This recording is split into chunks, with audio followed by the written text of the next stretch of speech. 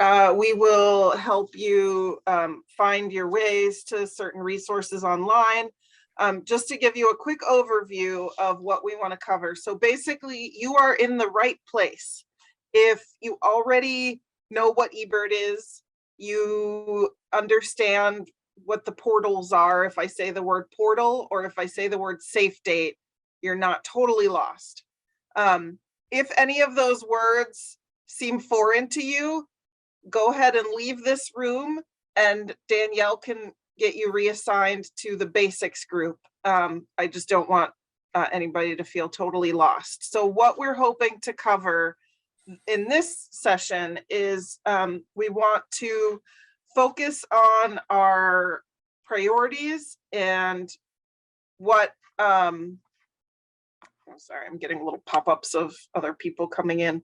So we want to focus on what our priorities are and how to complete blocks, what we need for completion, how to find a priority block to work in, figure out what that block needs, and then what you can do if there are no incomplete blocks near you, incomplete priority blocks, but and you're not really able to travel. We still have some targeted goals that we can have you help with this year. So the goal by the end of this session is to get you to the point where you can find and complete or help to complete one of our incomplete priority blocks or do some targeted atlasing missions that we can give you. So that's the goal for this breakout session. And Amy will lead into some information about completion, and honestly, feel free to unmute yourself, post things in the chat. I really want this to just be driven by your interests and your questions and what you want to get out of this. So we'll try to take things in stages so that you have an opportunity to pause and jump in if something comes into mind, but I'll hand it over to Amy for now. Okay. So we just wanted to go over basically what you need to have a block be considered completed.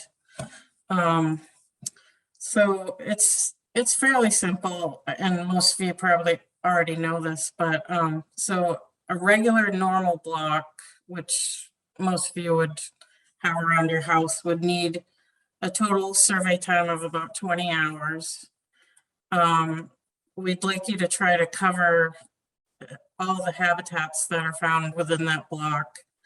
And then you need either 50% of the species confirmed as breeding, or you could have 60% of the species either confirmed as breeding or as probable. So the confirmed and probable codes would add up to 60% of the total species. And I'll screen share real quick a page from the handbook. I'll take you guys through that briefly. So we have this information available. You don't have to memorize what we're saying. You're looking at my Zoom screen right now. Hopefully you can now see the web page. So from our website, if you click on this resources and materials, that will take you to a whole bunch of information. And under the basics, we have our volunteer handbooks, and you can open up, download. We will also have these in print available if you don't already have your own this Saturday at all of the locations. So come join us. But there is in writing kind of a whole, in case you have trouble falling asleep tonight, how to know when your Atlas block is complete and everything that Amy just said. But this information is just kind of, she pared it down to something a little bit more palatable, but just know that this exists and you can find it and refer to it. And I'm not sure that we changed the completion criteria at one point, so it doesn't have the 60% right as confirmed or probable.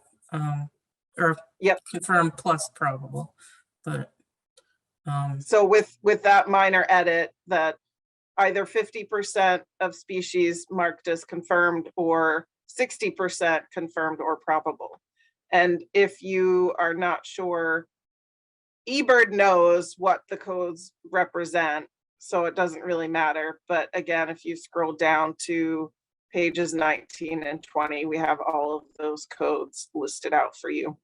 But when you assign a code, eBird knows what category it's in, so it will keep track of that for you. so, then I'll try to share my screen. And a big piece that we can't measure, so the hours and the percentages of confirmations and probables, that's something that we can measure. The coverage of habitats is what we're really just relying on volunteers to do. And we'll explain what that means and how you can kind of identify that. But it's important that we try to sample one example of every habitat type existing in a block. So that's what that means. So, for this year, again, as Glenn was pointing out, we want to try to complete all these blocks. And we made this map specifically for this year. It's, as Glenn mentioned, it's going to be updated once a week. You can find it on the home page. And on this button where it says where to Atlas. So if you just click on that, it'll bring you right to this map. We've made this so if you zoom in far enough, it should turn on the block name.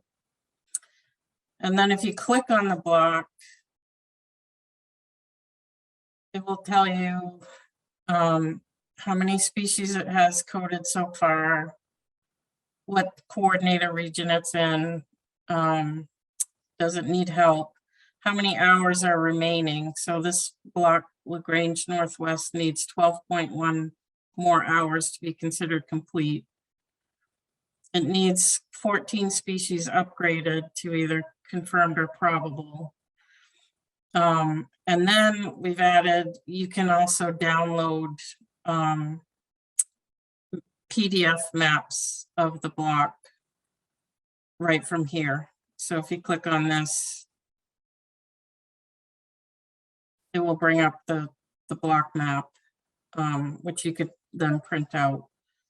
And then it also says whether the block is remote or not. And the reason for that is remote blocks, you only need, instead of the 20 hours survey time, you only need 15. So that will tell you quite a bit about the block, but we kind of wanted to go over what we would do to try to, determine which block we were going to, and then what needs to be done to finish up. So I wanted to talk about, if you go So on Amy, oh, before you jump into that, there's a question in the chat. Can you go back to that map? Certainly. And so what the colors, the question is, what does each color actually mean? So on the right-hand side of the page, there's a legend there. But the colors are just basically coding kind of the level of effort needed. So red is saying, basically it needs everything. It needs hours, it needs species list built up. There's not a lot of species even documented for the block, not to mention the coding. If it's orange, it has a bit of work done, but can use some more effort and upgrades. Yellow, the species list is pretty complete. And I we think just the need to, hours, the hours might be complete too.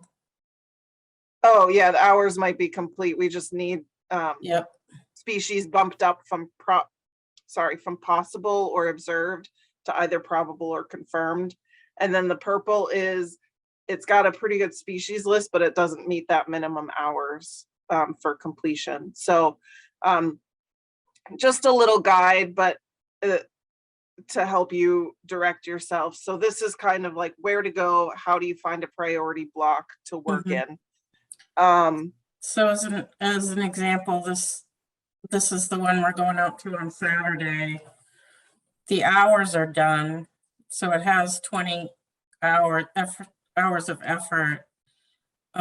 It's already got 46 coded species, but to be considered complete, it needs 9 more confirmations.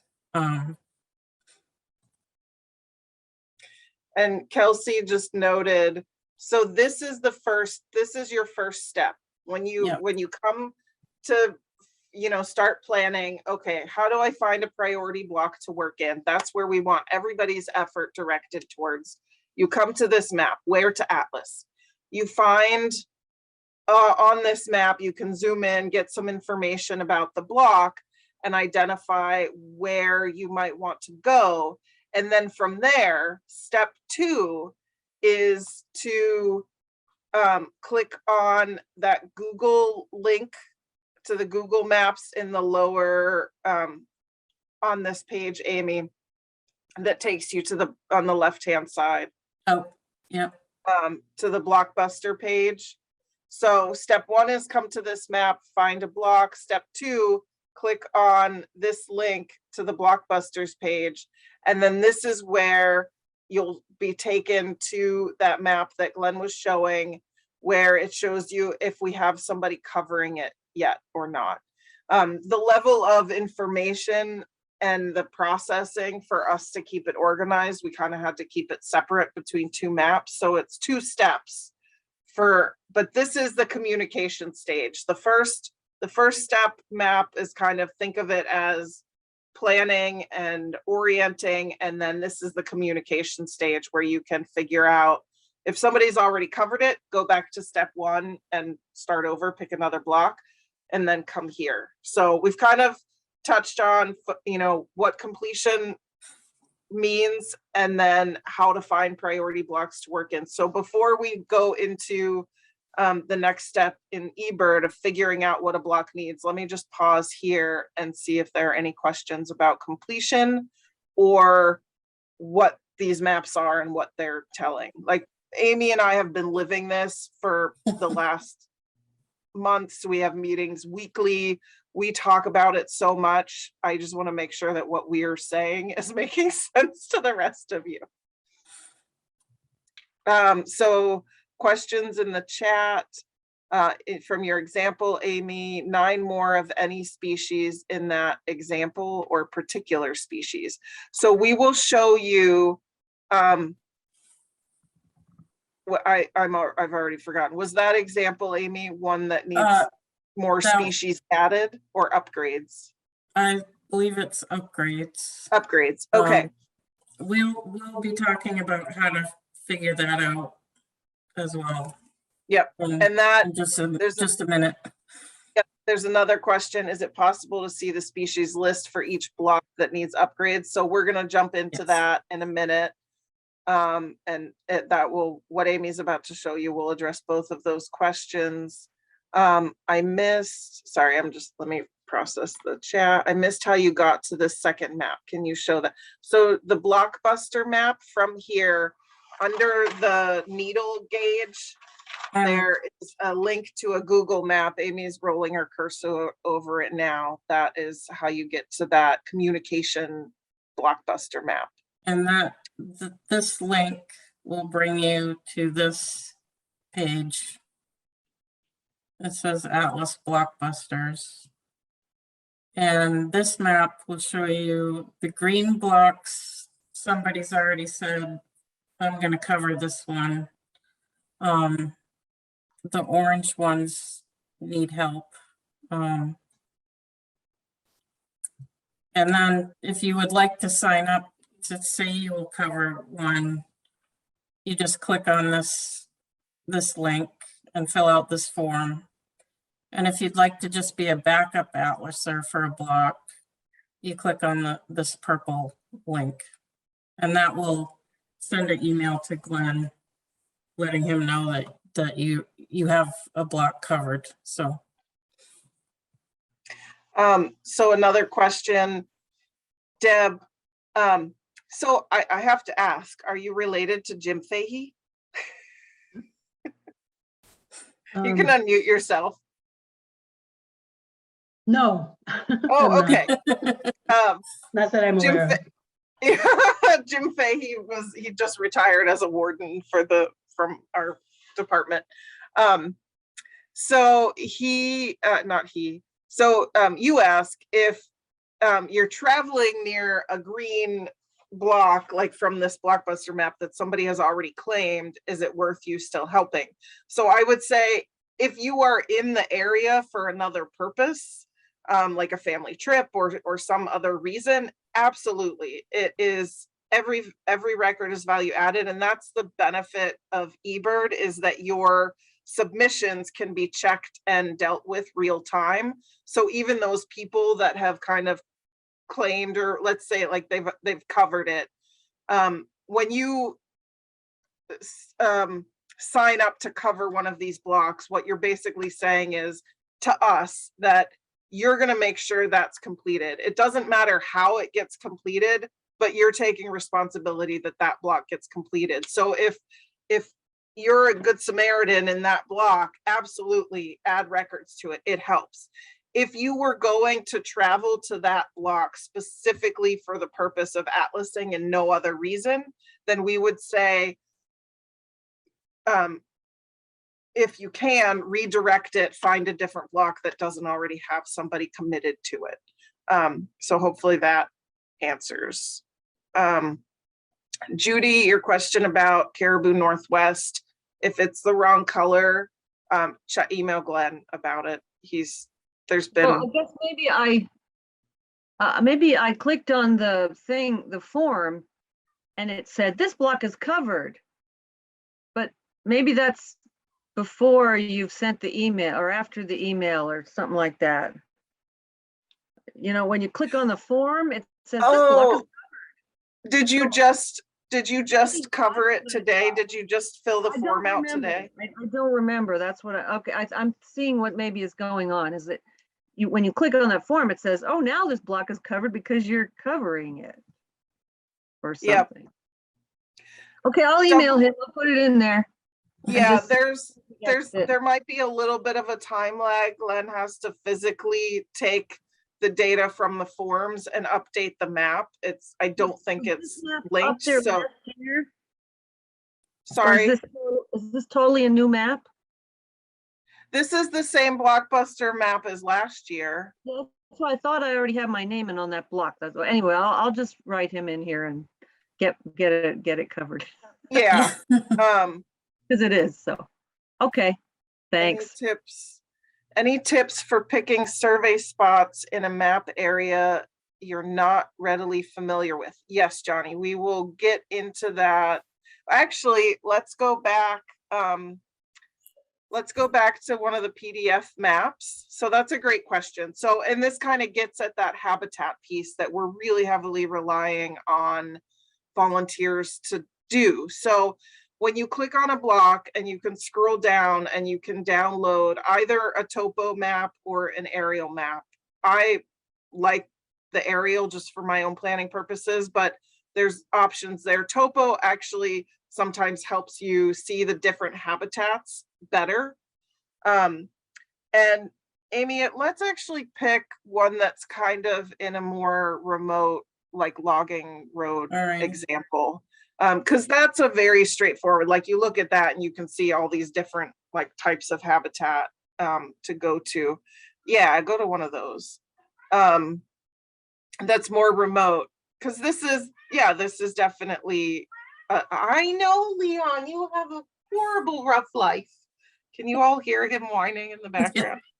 Oh my God. Leon, you're fine, big man. I know. Okay, you tell everyone. Call PETA. Call PETA.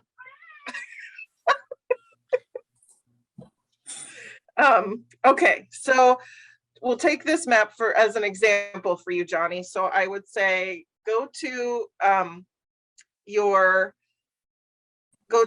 choice, either topo or aerial. And when you're not familiar with a spot, this is helpful. I can't see my computer screen. Amy, why don't you take it from here? Talk her through, like, I mean, the first place you start with is access. So Yeah. where are there roads?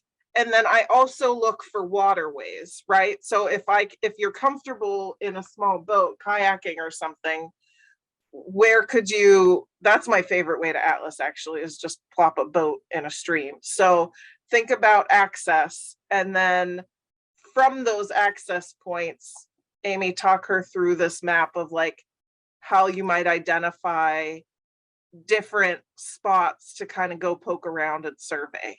Yeah, keep in mind that the access might be off, the side or the bottom of this map. So you might want to pull out like an app, the DeLorme Atlas or something like that, or look it up on Google Maps or whatever. But I might start, driving up this road, trying to stop near where the stream kind of crosses. Maybe right here where it crosses. Stream crossings are always good atlasing spots. I might, try to look for this intersection, maybe pull off and stop there and maybe walk down this road. Try to get, the stream crossing looks good, or maybe walk down this part of this road. You get some wetland habitat there. You could walk down this direction, get some of this forested habitat. I might even try to get in if I can, which it doesn't look like you can on this particular one. But if you could get access in here, this is kind of a different That's a road habitat. along Yeah, the I know, river. but I don't know. I can't really see how you would get to that road. Oh no, this on the left, right along the river, Grindstone Road. Nope, go Oh, right I there. see. That's a Okay. road. Yep. Yep. So I'd go up, you could, if you can find this Grindstone Road, go up here and then see if you could get in here into this. This has probably been cut over, so you might get some early successional species in there. Just kind of, try to look for roads that can get you into different habitats. Or where you might launch a canoe or a kayak if you're comfortable doing that. So Amy's, like what she pointed out, those were great examples in this on getting on the habitat point. So to pick those survey spots, you really want to sit down, assess, and look for spots in each of those habitats. So like she was giving the example of the stream crossing or the clear cut area. You don't have to hit every clear cut area in that block. We just need you to spend time in one example. So that one that she was hovering over kind of looks like one of the easiest accessible ones. That would be a great, like, okay, I've covered this habitat. That's representative of what else is in the block. And a lot of people, we really want you to kind of dive in, and on the surface you could just look at this and see like, oh, there's some water and then it's a big forest block. But when you really dig in, there's a lot of different habitats, even noticeable on this aerial between the clear cuts, between the water crossings, even where there's these lighter colors on the left-hand side by the railroad track, like that's indicative of a different tree species, forest type. So it may be forest, but those are different tree species that are going to have different species. So that's kind of how you want to approach picking spots to go atlas and go bird and just sit and watch and walk. And the other piece I'll mention is, you know, all of this time getting back to at the end of, oh, is it raining outside? That stinks. Sorry, I just saw the headlights come down my street and rain, and I realized my dog's outside in the rain. Oh well, she's hiding under the kayak. She's fine. So when I was talking about tracking your effort, the time that you spend looking at these maps, formulating a plan before you even drive out and survey, that all counts. That is all work that your time is valued for, and I want you to include in tracking your time and effort.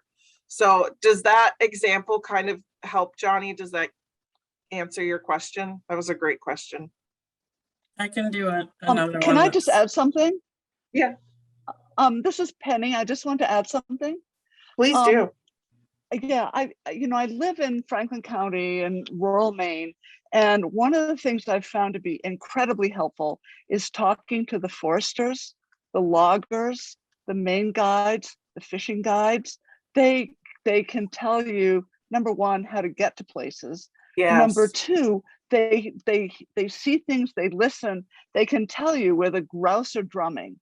They can tell you where the black spruce are growing if you're looking for those woodpeckers that nobody ever sees. I mean, they are really an excellent resource, and they can be found online, but also if you're out there and see some of these people, they're wonderful, wonderful resources. And I love that you mentioned that, because that's one of the things that I plan on kind of going over on Saturday in the area where I'm going to be working with Amy and Danielle. We're going to branch off and bird in different locations, but I specifically picked a little stretch that has some houses. Don't hesitate to talk to the locals, even when you're out atlasing, and oftentimes, you know, you're out wandering down a road with binoculars and look at, you know, it attracts attention. Somebody's gonna be like, oh, hey, what are you doing? I don't hesitate to get records from people. Like Penny was saying, you know, they know the grouse. They, you know, the homeowners, they're going to know what a cardinal is if they have a cardinal pair. You can take data from their observations if you feel confident in what they're describing is correct, and say like, oh, hey, when did you see the pair of cardinals or the male cardinal chasing another male? Oh, it was last week's, you know, sometime, maybe Tuesday, like in the afternoon. Just assign a time to it. That specificity isn't really that critical of the time. I take that data. I'd rather have that data point than have, oh wait, no, it was Wednesday at 10 a.m. Whoops, I'm a day, you know, like I rather would have the data point for the cardinal. And so, yeah, talking to people is a great way to get records, and like Penny was saying, also to help you find spots to go to survey. I'll just do like a more populated area example, like this block. It's easy to see on the aerial, like, you know, stop, you know, in this area to try to see if there's some grassland birds in any of these fields. Try this. I've been in this block as well. This rabbit path turned out to be a dirt road, so I just walked down this dirt road to get some forested species. Stop by, you know, this looks like a power line. Maybe stop and walk down the power line a little bit, try to get some early successional species. Try to find areas where you could access, you know, wetlands or whatever. Just spend some time looking at the aerial photo and find some spots where you might want to stop. Stop around houses, get cardinals, chickadees, titmice, look at, people's feeders. Hummingbirds, people have hummingbird feeders out. Yeah. Looking in here looks, kind of shrubby, somewhat different of a habitat. I might try to stop there. Obviously, you might get out there and that area's there's too much traffic, or it's a high-speed road and you don't feel comfortable stopping. So just, only pull off where you feel safe, but just pick, several spots where you might go out one day and do those. And if you can't do all of them, come back and look at the map again and try to pick some other ones. So Matt asked a good question. How do we survey a block with no apparent public access? So great point, great question. I'll preface this by saying at the outset of this project, Amy and I spent a lot of time evaluating access in what we are defining as priority blocks. We went through all 974 blocks and made sure that there was some kind of access, at least visible from Google Earth. So the thing to keep in mind is that over 94% of Maine is private. So especially as you get in these remote areas, the chance that there will be public access is slim to none. That being said, one, the project has kind of a blanket permission from most of the large forestry landowners, most of the landowners that own those logging roads. And those are generally open to public use. They aren't public property, but they're open to public use. And if you have not spent time on logging roads in Maine, I would encourage you to read about safety on the Maine Northwoods. Even if you're not going to the Maine Northwoods, those safety rules apply. Logging trucks always have the right of way. Go slow. Really, the only time that we are discouraging volunteers from entering a property is if there is an obvious sign that says private property, no trespassing. Absolutely, under no circumstances should you be trespassing. For some of our specific surveys, like the marsh surveys, we are getting specific permissions for those locations. But just this general atlasing and birding, most of these dirt roads and logging roads, if it is not posted visibly by Maine law, you are allowed to be on that property.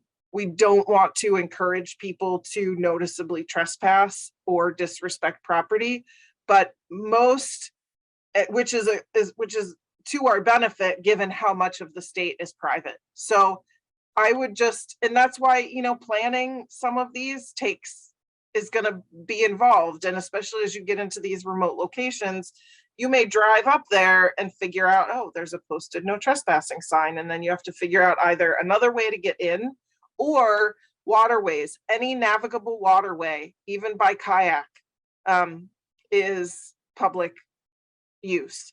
So if you can get in via a waterway, it doesn't matter what's on the side, you're fine. So some of those rules are helpful to know. So that's another great question.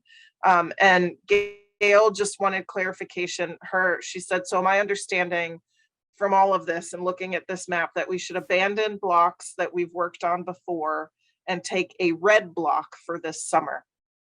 So if it doesn't necessarily have to be red, but if you have been working in a block in previous years that is no longer on this map, and you are able to travel to one of these locations, 100% yes, drop that block and hit these. And just a quick explanation on the whole concept of priority.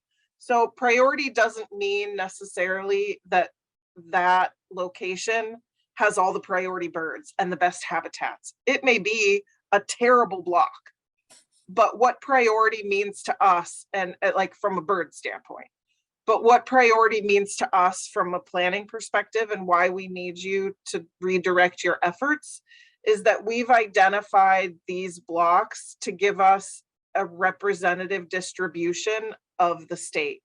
So the intention is that we collect this data, but then it's gonna, through the analyses that Evan's gonna do, it will be extrapolated to reflect a much, like the whole state of Maine. So it's just as important for us to know where the birds aren't as where they are, and have that balanced distribution across the state. So when we model it, the data is representative. So apologies if you have to abandon a really good fun birdie block and you go to somewhere that's not as fun, but know that you're really still collecting valuable data for the project. It doesn't have to be red. Again, if it's on this map, we want you there. Erin's been Agreed. chiming in with some helpful details about parks and boat launches. Thank you. Go ahead, Amy. I'll keep reading through the chat. Should we go on? Just so we've talked about, this is your first step going on here, looking for blocks that you think you might want to help with. Second step is to click on the Blockbusters map, hopefully sign up for a block that you think you could complete. The third step would be, and I'm just going to pick one near Bangor, would be to go on eBird to the Bird Atlas website, click on Explore. And so just to give you all context, this is kind of getting into that next point of addressing some of the questions about species lists and coding and yeah, so go ahead. Okay, so then you can type in the block name under this Explore Atlas regions. And this will bring up the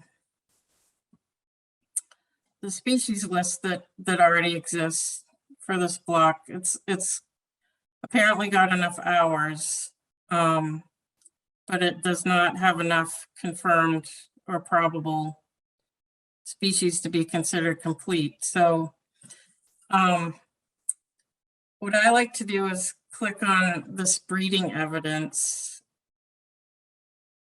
link right here, and this will it will start with all the confirmed species.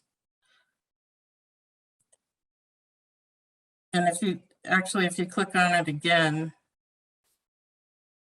it goes the opposite way. So the first time you click on breeding evidence, it'll go confirmed, probable, possible, observed. If you click on it again, it'll reverse that order. So these are some of the observed species or possible species are what you want to kind of focus in on for these blocks that have effort but aren't completed. So you might go out and look for, say Canada goose, black duck, try to get those bumped up to probable or confirmed. Wild turkey would be an easy one to bump up. Rough grouse, the downy and hairy woodpeckers, the flickers, crow should be fairly easy to get. Black-capped chickadees not confirmed yet in this block. Tufted titmouse, nuthatches, bluebirds, fairly easy to get, especially if you can find somebody who's got bluebird boxes out by their house. And that's kind of what I do. I just go through the list and I'll either, I usually, on old fashioned, I take my write in the rain notebook. And I write down, you know, some species that I need to look for and go out in the block and start focusing on those species. Do you have I found anything- Glenn was very helpful. Like if you're really close and you only have like 2 or 3, but you're not quite sure, is it 2 or 3? If you Mhm. email him, he'll calculate it for you, you know, to make sure you're going over Yeah, to the completion. He calculates all that. yep. That was helpful. So I think that kind of touches on like some of the questions about what species to look for. Does it have to be particular ones? Anything that is not coded as possible or higher is not counted for the purpose of the atlas. So any of those species that are just marked as observed, we want those bumped up. And that, oh, there was a question I'll just give about that. another- So observations with no breeding codes do not count towards the species list for this project. So getting those breeding codes entered is really important. And I can't talk and do anything right now at the same time with Lime Brain. So I'll let Amy talk about what she just looked at, but I will post in the chat. We actually have a good blog post about the importance of breeding codes. And so I'll put that link in the chat. And then there was another question sent in that like, if a block is complete, should I not bother reporting any new breeding behavior? No, 100%. If you are out doing things and you get breeding behavior, it is value added. Even if it's a species that is already documented as confirmed, the timing of your observation may differ. And so part of the final analysis, and we've shown in examples, we're actually creating phenology charts. I'm doing this because it shows like, that's my curve of like timing of when, because in my brain I see it, but you guys don't know what I'm doing. But, we're creating phenology charts. So all of that data is value added. So if you continue to get information in places that are already complete, not to mention the chance that you could also pick up a species that wasn't already on the list. Just because it's marked as complete doesn't mean we know everything that there is to know. So yes, please contribute that. So I was just going to show another example of a more remote block like East Millinocket Northwest. You can see this one only doesn't even have a full hour of effort yet. And if you go down to the species lists, you know, has 0 confirmations. So that's kind of how I would start. Okay, I'm gonna Yeah. go like, Go ahead.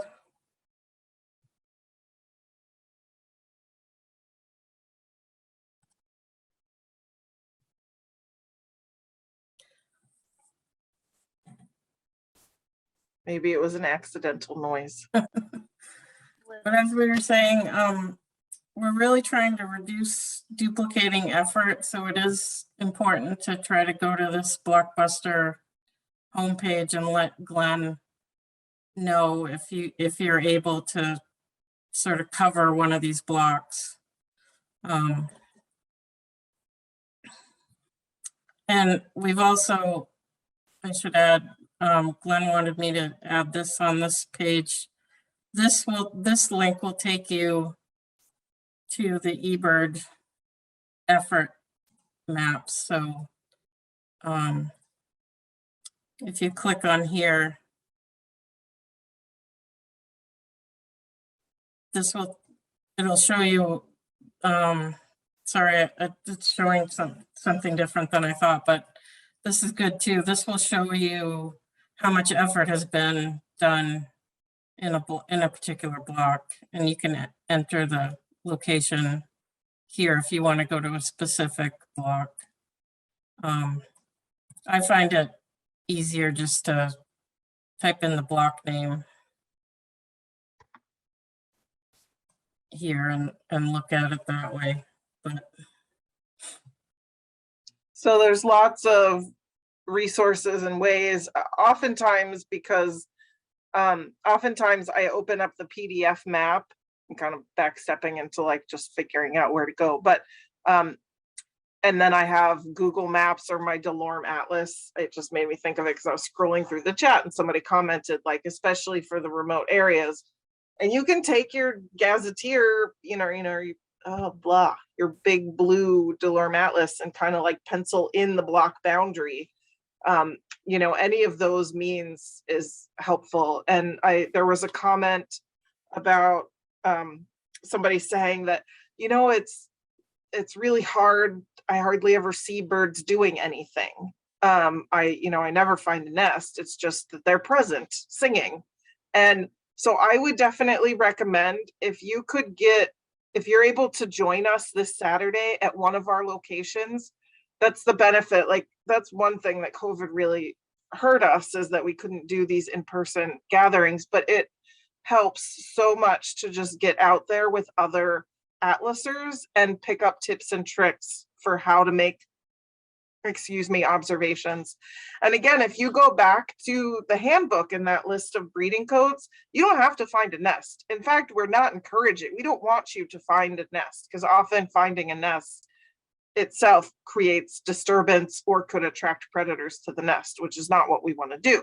So if you find a nest, it happens all the time accidentally, or you're aware of it, great. But to get beyond just these birds being present and documenting them in habitat or singing, what you really need to do is one, either make a plan to go a week apart. So if you can document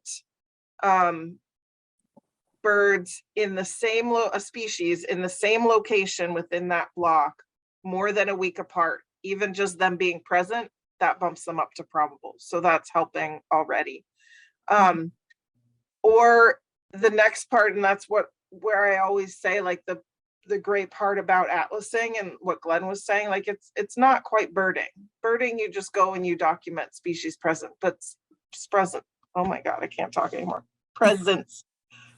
But atlasing, you have to sit and watch. You need to become, it's like a scavenger hunt almost. That's what we say to the kids, is like, you're a detective and you have to, detectives have to be sneaky and try to, make observations without being seen.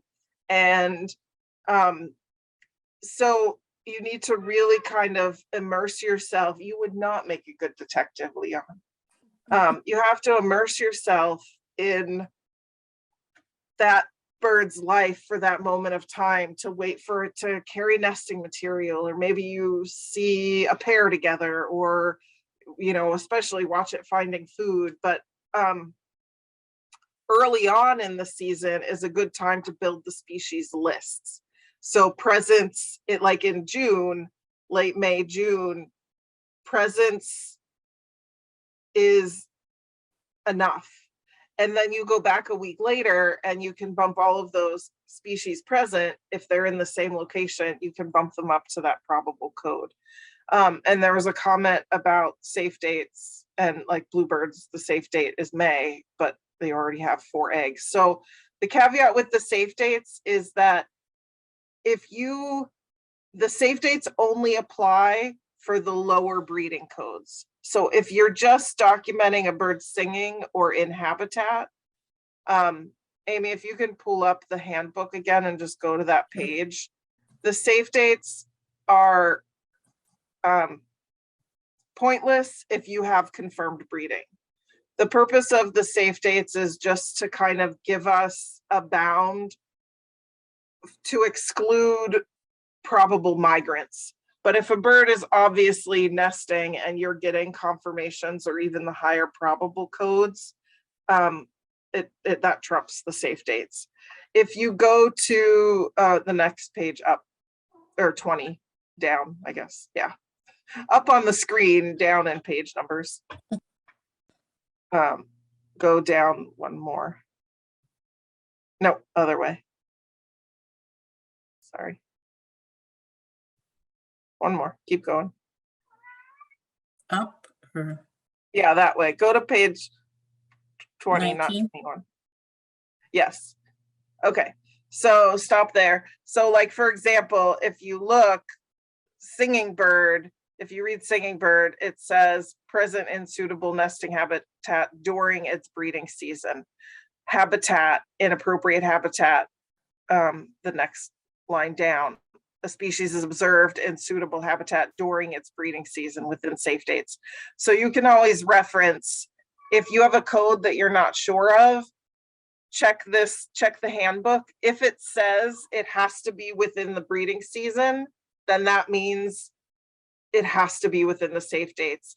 But like, for example, if you go up to courtship display or copulation up a little higher, when you read that explanation, that does not say anything about having to be within the breeding season, because that activity, that tells us, yeah, this bird is probably breeding here. It doesn't matter what the date is. Jumping to another question, Nadia asks, when looking at the topo or aerial maps, are those maps of the entire block boundaries? Do you want to show that again, Amy? sure.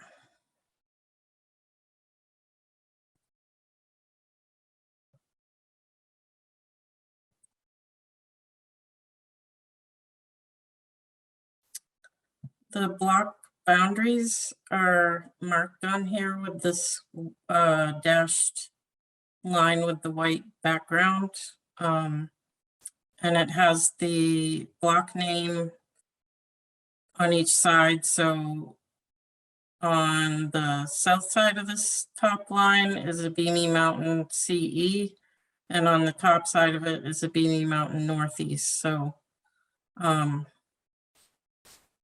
we also tried to put like lat long coordinates and ticks on here to help you navigate. You can also use, there's, I should show this on the website too. Go back. There are some extras.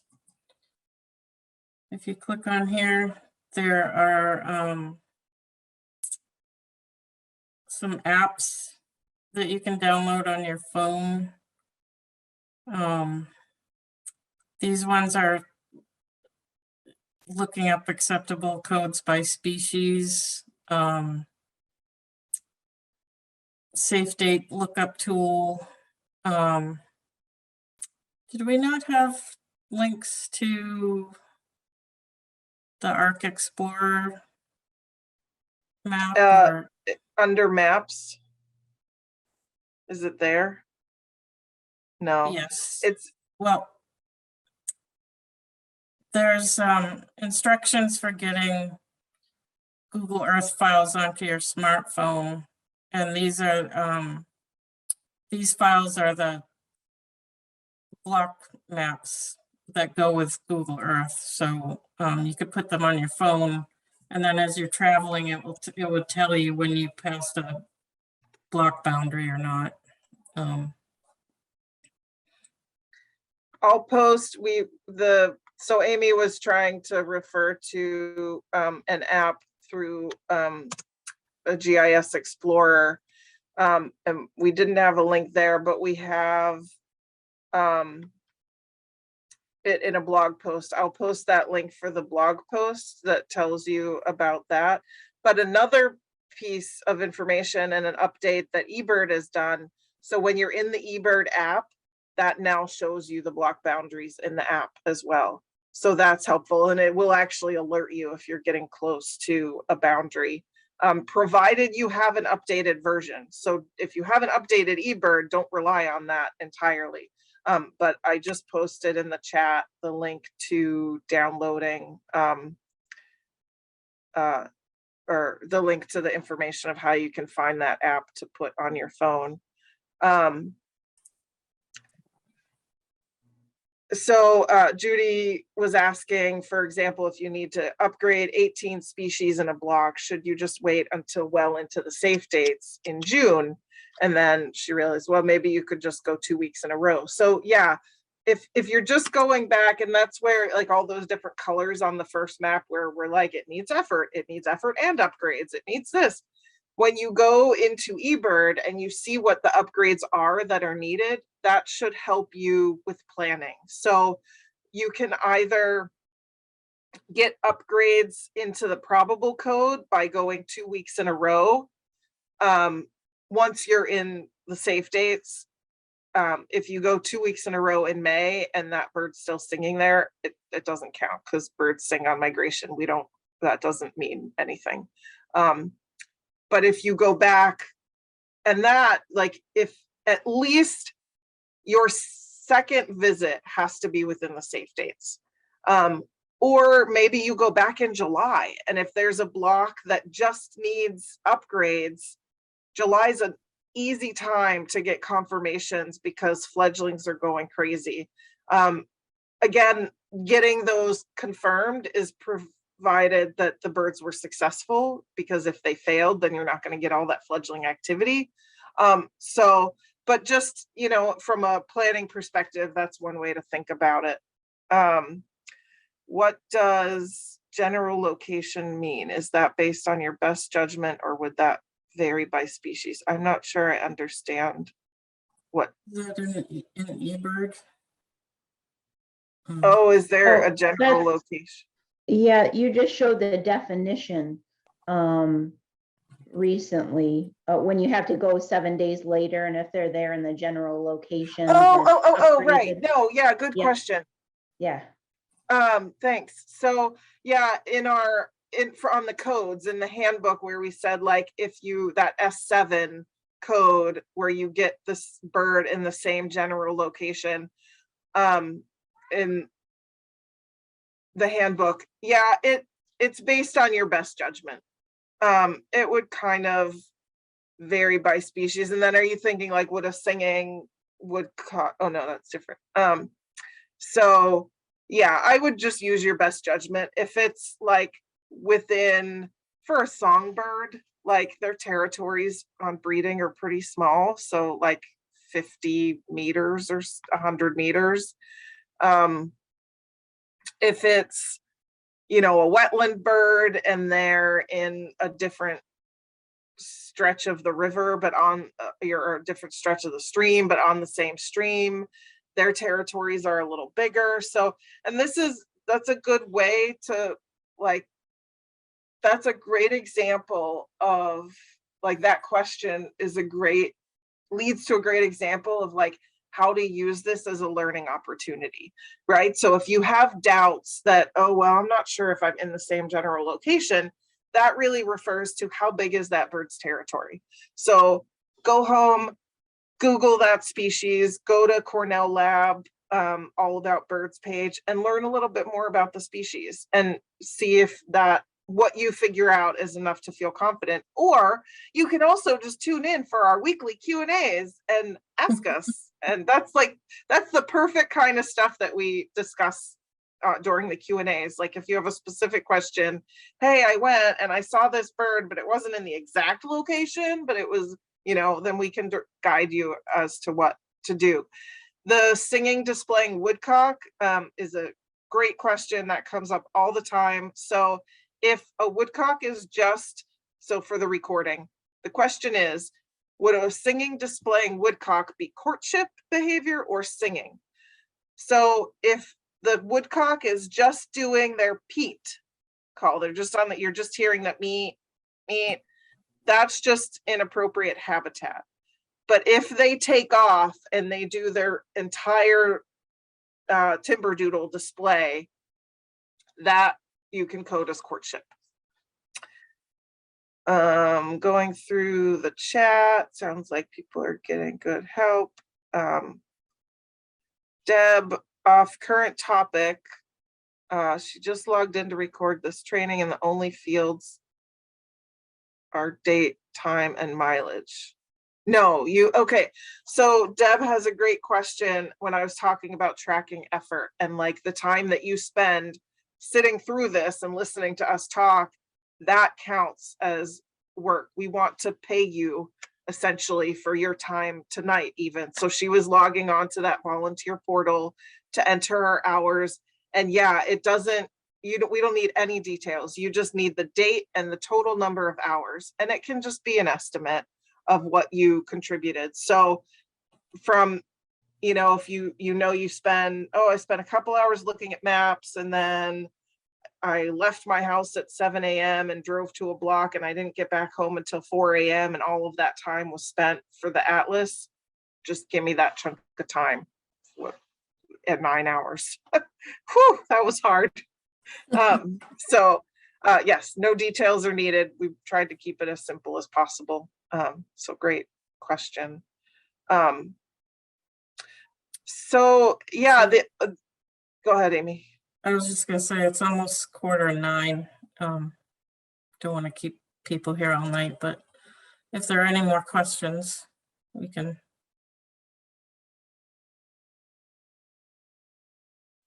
Will doing Project Feeder Watch count as Atlas effort? I don't know the answer to that. So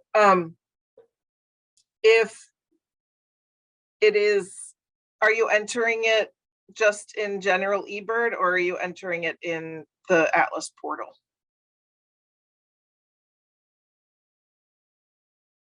Because that will depend on if you're doing Feeder Watch and you're just entering it in eBird, we'll get that data, but there'll be a delay. So you won't see it contribute to this year's effort. If you enter it into the Atlas portal, yes, 100% that will count towards the Atlas effort.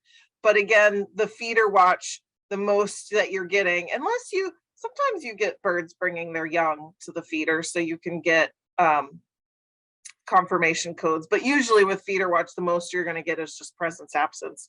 And with just presence, you want to make sure it's within the safe dates. And if you're asking, oh, Adrian, I forgot what this whole safe dates thing is. If on the what you're viewing, if you just turn the next page, we tell you what those dates are. But again, that's just if you're doing a basic like, oh, I saw a blue jay in my yard. Can I count it for the Atlas? Not until May 25th. Oh, I saw a blue jay carrying some grass. Can I count it for the Atlas? Yes, absolutely. I don't care what date it is. So yeah, I don't want to keep everybody here. We want you to get rested up for Saturday so you can all join us at one of our locations.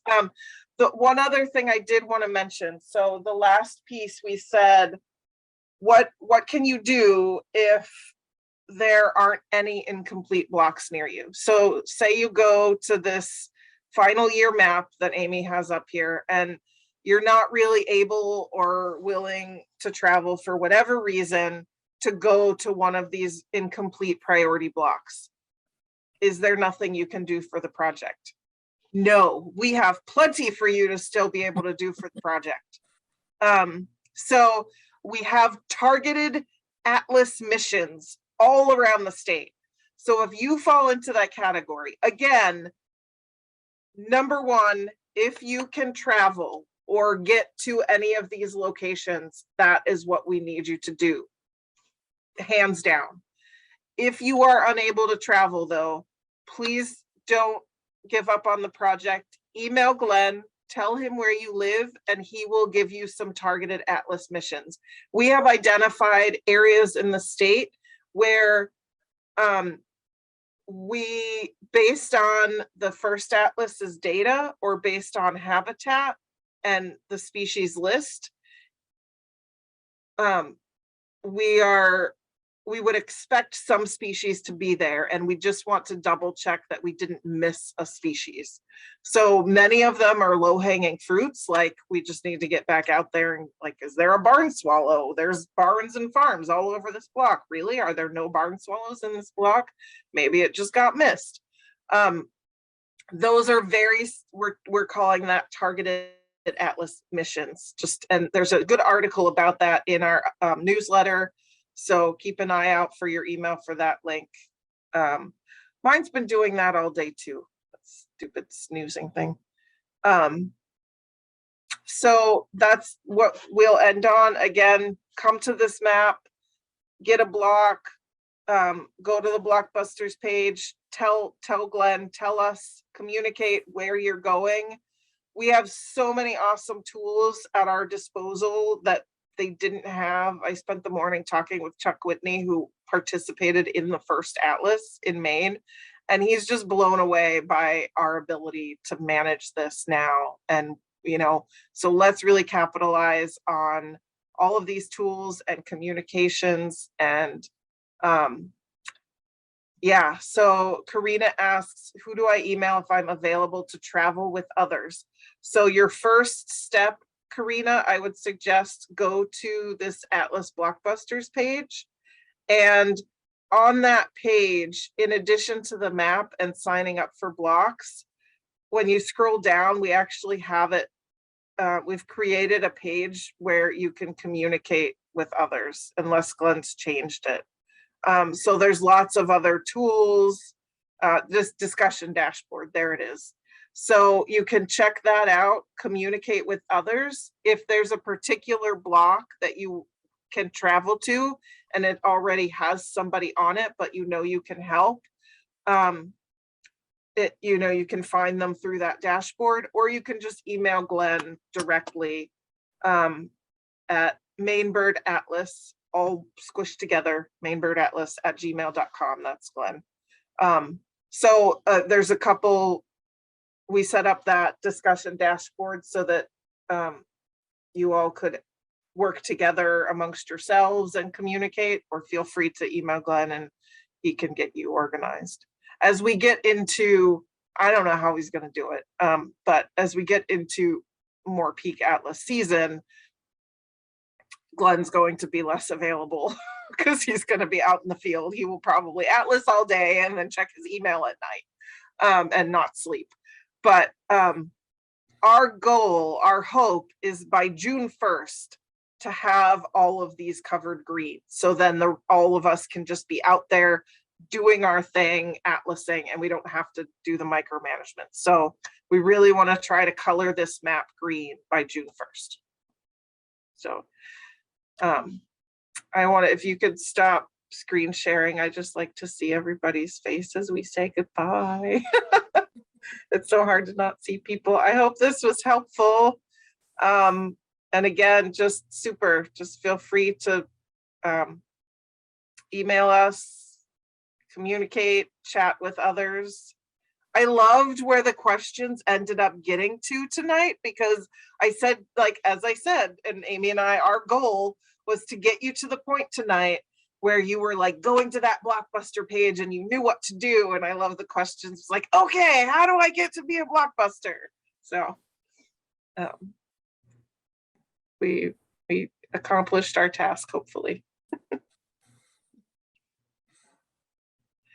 Thanks for coming, Erin. Thank you, Thanks for everyone. coming, everyone. See you Saturday.